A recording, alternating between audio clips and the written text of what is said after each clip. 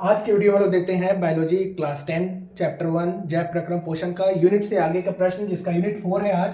और आज हम लोग देखते हैं मृतजीवी पोषण। मृतजीवी पोषण का डिफिनेशन आज हम लोग जानते हैं कि मृतजीवी पोषण यानी कि सेप्रोफाइटिक न्यूट्रिशन क्या होता है। सेप्रोस का मतलब क्या, अवशोषण यानी कि सोखना, किसी लेयर से चिपक करके उसको एब्जॉर्ब करना, सोखना और अवशोषण करना, यानी उस पार्ट से उसके सतह से चिपक जाना और अवशोषण करने की प्रक्रिया को ही क्या बोलेंगे, सेप्रोफाइटिक न्यूट्रिशन। तो इसके डिफिनेशन को लोग देखते हैं। डिफिनेशन क्या लिखेंगे इसका, तो यह क्या कहलाएगा कि पोषण की वह विधि, मृतजीवी पोषण जो हो गया, पोषण की वह विधि है जिसमें जीव यानी कि जो डिपेंडेंट होते हैं मृत जीव जंतुओं पर। इसका मतलब क्या हो गया कि जिसमें जीव मृत जंतुओं और पौधों के शरीर से अपना भोजन, यानी वैसे जीव जंतु जो किसी दूसरे मृत जीव जंतु या मृत पौधा, यानी जो पौधा सूख गया या फिर जो सड़ रहा है, सड़ गया, तो वैसे पौधा और वैसे जीव जंतु जो मर चुका है उसके शरीर की सतह से, यानी कि मृत जंतुओं और पौधों के शरीर से अपना भोजन अपने शरीर की सतह से, मतलब अपने लेयर, शरीर के पार्ट, सतह से वह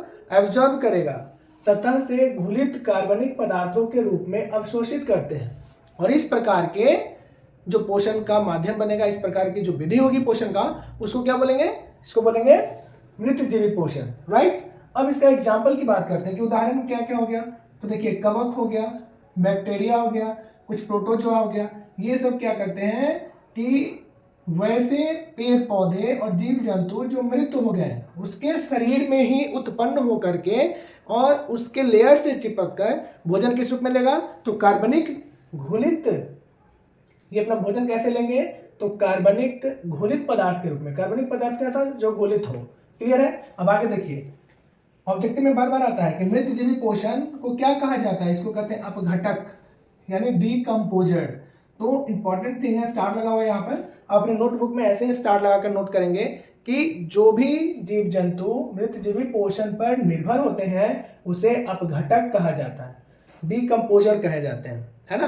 और इसके बाद क्या हो गया कि यह अपना भोजन सतह से, यानी कि मृत जीव जंतु के लेयर से चिपक जाएगा और चिपक करके उसके सतह से किस रूप में लेगा, तो वह लेगा कार्बनिक पदार्थ के रूप में अवशोषित करेगा, सेप्रोस यानी अवशोषण करना, उसको सोखेगा और इस तरह से वो अपना भोजन करेगा। और जैसे ही इसका भोजन खत्म हो जाएगा वह भी डिस्ट्रॉय, वो भी खत्म हो जाएगा, जिस कारण से क्या कहलाएगा, अपघटन करता, यानी डिकम्पोज, सारे जीव जंतु को वह अपघटित कर देगा जो मृत है। अगला क्वेश्चन क्या हो गया, परजीवी पोषण यानी पैरासाइटिक न्यूट्रिशन। पैरासाइटिक न्यूट्रिशन का क्या डिफाइन होगा, इसका परिभाषा हम लोग क्या लिखेंगे, आइए जानते हैं इसके बारे में। पारा का मतलब हो गया बगल या पार्श्व, मतलब जो किसी के साथ जुड़ा हो, बगल या पार्श्व, बगल के भाग से जुड़ा हो। तो इसका डिफिनेशन कैसे लिखेंगे, इसको देखें। पोषण की इस विधि में, मतलब परजीवी पोषण, पोषण की इस विधि में जीव जो भी डिपेंडेंट होते हैं दूसरे प्राणी के संपर्क में, यानी किसी दूसरे प्राणी के साथ जुड़ जाता है, उसके संपर्क में अस्थायी या अस्थायी रूप से रहकर उससे अपना भोजन प्राप्त करता है।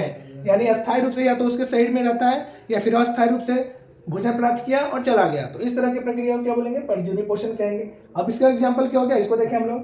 तो इसके एग्जाम्पल जैसे कवक हो गया, गोल कृमि हो गया, अमरबेल का जो पौधा होता है, पौधा में अमरबेल जिसको तोड़ करके उसका लत्ती होता है उसको तोड़ के किसी पेड़ पर डाल दीजिए, अब उस पेड़ के पूरे भाग में वह लेयर अपना पूरा फैल जाएगा और इस फैलने की प्रक्रिया को क्या बोलेंगे, अमरबेल। परजीवी पोषण का उदाहरण क्या, मलेरियल पैरासाइट्स, मलेरिया परजीवी हो गया, या फिर प्लाज्मोडियम वाइवेक्स, जितने भी बीमारी का कारण बनते हैं वो सभी इसमें, इंटामेवा हिस्टोलेट का, ये सभी हो गए परजीवी पोषण के उदाहरण। अब इसका क्या होगा इंपॉर्टेंस, देखिए, जिस जीव के शरीर से परजीवी अपना भोजन प्राप्त करते हैं वे पोषी कहलाते हैं। क्या कहलाएंगे, होस्ट, यानी कि जिसके शरीर में परजीवी अपना भोजन प्राप्त करेंगे वह उसका होस्ट कहलाएगा, और यह जीव जंतु क्या कहलाएगा, गेस्ट, जो उनसे एब्जॉर्ब करेगा।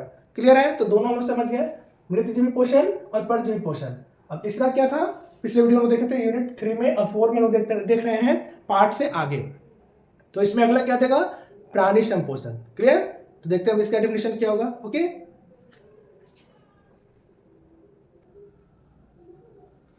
अब अगले चरण को देखते हैं। अगला चरण क्या हो गया, अगला हो गया प्राणी संपोषण, इसको बोलते हैं होलोजोइक न्यूट्रिशन। क्या बोलेंगे, होलोजोइक न्यूट्रिशन।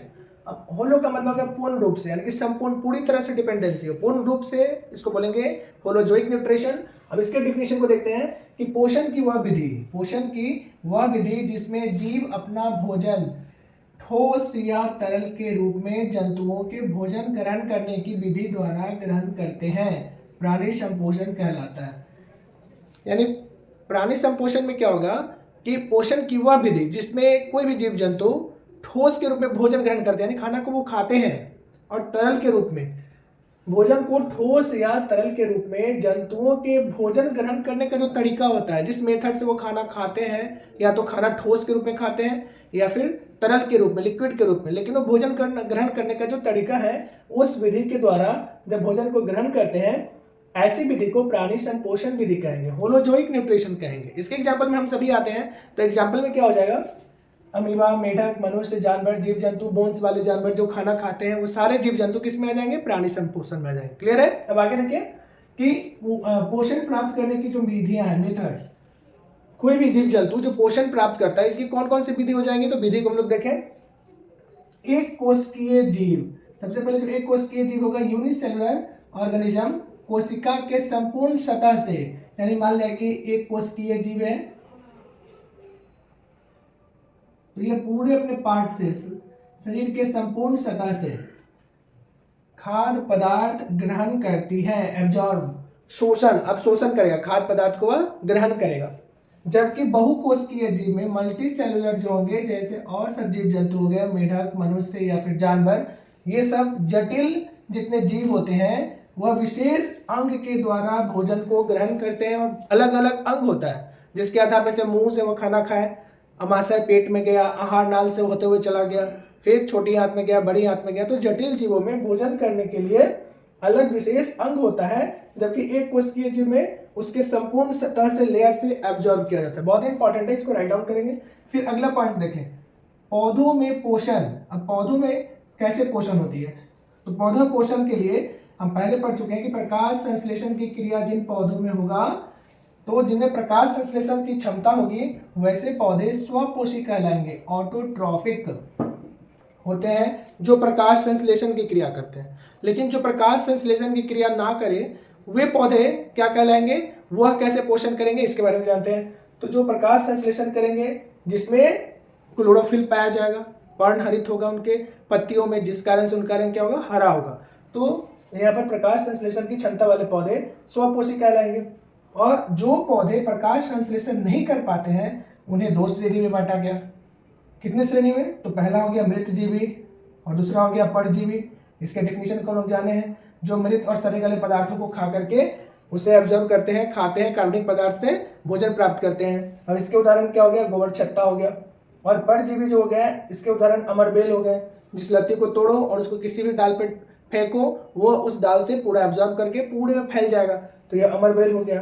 तो दो हम लोग जाने यहाँ पर कि जो पौधे प्रकाश संश्लेषण नहीं कर पाते हैं उन्हें दो श्रेणी में बांटा गया पोषण के लिए। पहला हो गया मृतजीवी पोषण और दूसरा हो गया परजीवी पोषण। जैसे एग्जाम्पल क्या हो गया, गोबर छत्ता और अमरबेल।